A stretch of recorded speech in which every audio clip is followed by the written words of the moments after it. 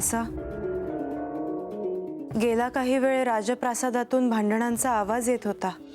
तो आता बंद झाला म्हणून तुम्हाला भेटायला आलो आम्ही. म्हाळसा, म्हाळसा, म्हाळसा, म्हाळसा, काय हे? किती वाद! साऱ्या गडावर तुमच्या भांडणाचे आवाज घुमत होते. त्याला कारणही तसंच होतं आहे.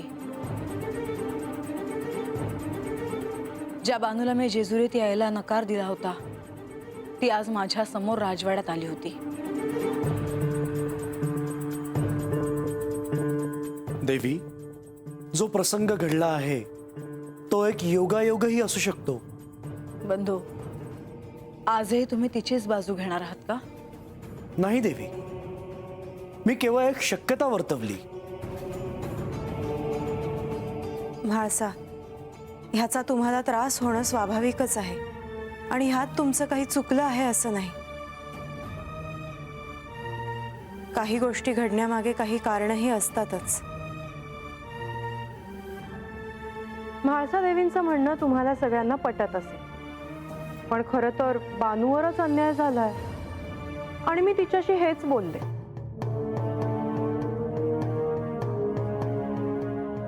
त्यामुळेच हे घडतं. असं कशामुळे का होईना ते घडलंच. आज ना उद्या ते घडणारच होतं. ते आज घडलं. म्हाळसा, मी तुला काय सांगणार? तू ह्या जेजुरीची साम्राज्ञी आहेस, परंतु श्री खंडेरायांशी तू असा वाद घालायला नको होतास.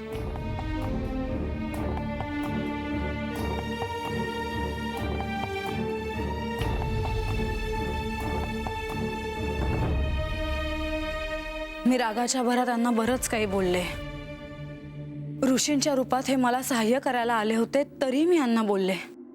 म्हणजे तुम्हाला सत्य कळावं म्हणून श्री खंडेराय तुम्हाला सहाय्य करायला आले होते हे तुम्हाला कळलं तर?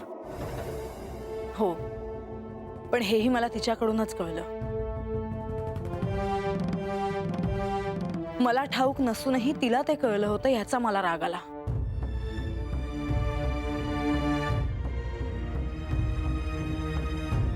आणि त्या रागाच्या भरात मी यांच्याशी भांडले आणि त्याला कारणही तीच होती.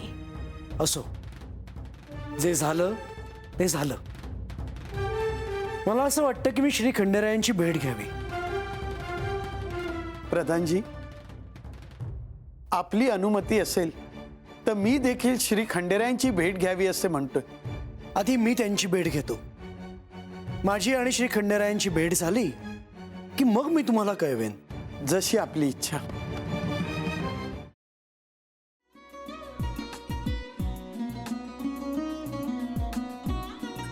लावू का? असाच लावू ना?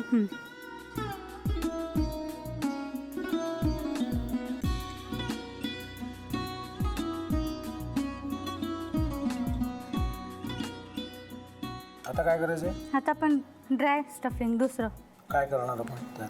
आपण ह्याच्यात मेयोनीज न टाकता बाकीचे सगळे साहित्य टाकायचे. अच्छा, हे सगळं. ऋतू, माझा तर विश्वासच बसत नाहीये. म्हणजे अगं बहिणी आमचं लग्न व्हावं म्हणून किती प्रयत्न करत होती आणि ते सगळं करताना ती शिवच्या आम्हाला माहिती पुरवते. नाही, मला नाही वाटत. गौरी, खूप चांगली असतो म्हणून तुला सगळं जगत चांगलं दिसतं, पण शिव उगाच बोलला असेल का? त्याच्यावर विश्वास नाहीये का तुझा? शिववर पूर्ण विश्वास आहे मी तुम्हाला, पण तो आता हे जे काही करतोय ना, म्हणजे निशा बहिणी समोर त्या राधिका सोबत फिरण्याचं नाटक वगैरे, ते त्याचा काही उपयोग होणार नाहीये. अगं असं कसं म्हणतो?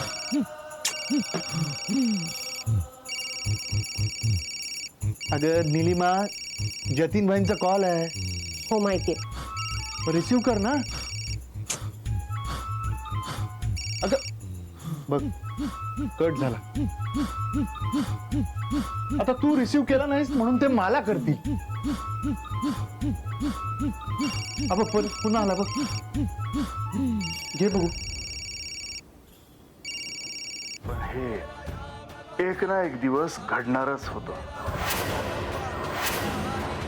आता मला कळलं तुम्ही 2 दिवस झाले काय सांगत होता ते. बनू हे संकेत असतात आणि हे ठरवून येत नसतात. मी बाहेर तुमची वाट बघते.